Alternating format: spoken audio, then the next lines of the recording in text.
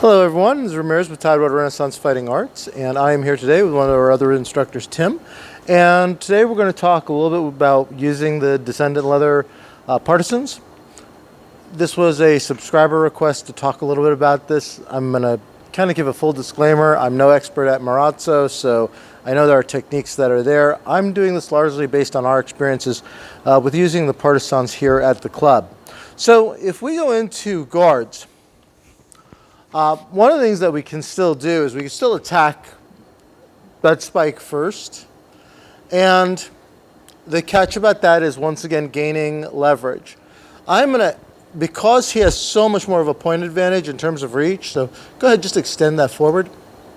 He can cut here, and we're technically doing Blossfegten. It is very important, if I'm going to go for the butt spike, that I want to take advantage of his hooks and his point to get him to a place of vulnerability. Now, in my case, one way I can do this is I have this, and we'll try to turn a little bit so they can see this. I'm going to turn a little more. Stay right there. Do you see how this is on an angle? So I can catch this. This also prevents him from being able to try to disengage, go around my blade, is that I can have that. And here, I'm going to turn it back. Because I have two arms here, if he tries to push up on me, I actually have a lot of really good leverage. It's very hard for you to make that. So you try to lift as hard as you can. It's like it's not. And then, if I'm using feeling, if he's really trying, there's my opening. And it doesn't work out well. Normally, Tim's not a big hard push kind of guy. But once again, on that angle, if I can redirect him, I can be open, sorry about that, I can be open before he can get around, and I can still take advantage of that. So if I'm attacking from the butt spike side of things, one of the things I want to address is rather than facing him like this, so straight on, where if I try to push him, he can probably still take advantage of that very easily. I want to be on a slight angle, so I can use the fact that I can catch that blade. Now, even here, I can close and in a much more advantageous position. So main thing is when I'm attacking with the butt spike, not to try to forward thrust, find an angle. I can address his blade somehow. Depending on what he wants to do, he can thrust first. I can still catch that. Now I'm over here. Now, he may try to twist to catch. That's perfectly fine for me. We're going to go fairly slowly. I'm going to take an advancing step. I'm going to catch it. He's going to catch my blade. Now, what can he really do with it? So Tim, why don't you tell them, just talk towards me. Not a whole lot. It feels like I could try to push that way, but you're pulling against it and you have the leverage advantage. I don't really want to push down because that brings the actual head of your weapon online, which is wildly unpleasant. And we've already said the disengage is not a great option from this position. So in Bloss, maybe I go to the hands. In Harness, not a whole lot. Yeah, so that would be an option. If he goes forward, I go up. Now he's catching my knuckle. He's not really getting the hit. He has caught me here, but that I can disengage and re-engage my line. So these are all taking advantage. You'll notice that I'm choked up pretty high to get that point leverage. If I drop down to a midsection, it's not advantageous to me. So I'll only attack from the butt spike side if I'm really back, choked up, where I can address most of the length of his head by that extra length here. When attacking with the actual head, we run into a lot of problems or challenges. So if I extend a thrust, the most likely happen is we're going to get an even response. Now, depending on who has better leverage, they may have an advantage. So if I'm closer to the head, I can push and control. There is the escape clause, which is if they're not locked or I pull back just a little bit, that's my escape clause.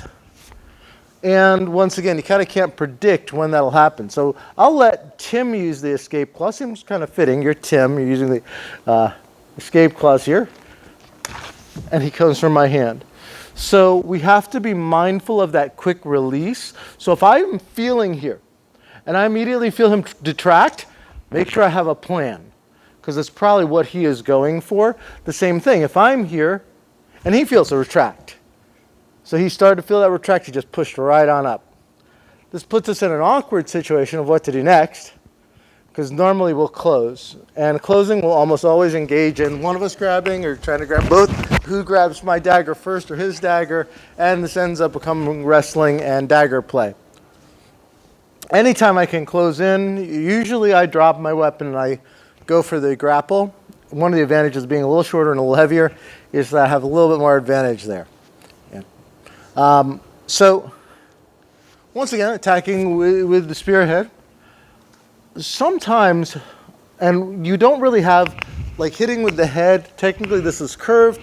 It's not going to do the same. It does work fine in Blossvectin, but harnessed, you really shouldn't be doing that. But as we come in, I will still go for a thrust. But the difference is I'm going to flip from this rising shot to an even shot. And all I need to do is get past his head. So they come here, even if he goes to catch, so go to catch, okay? I'm going to come back up. So there he catches, we end up in wrestling. If I go in quickly, if I'm taking the initiative here,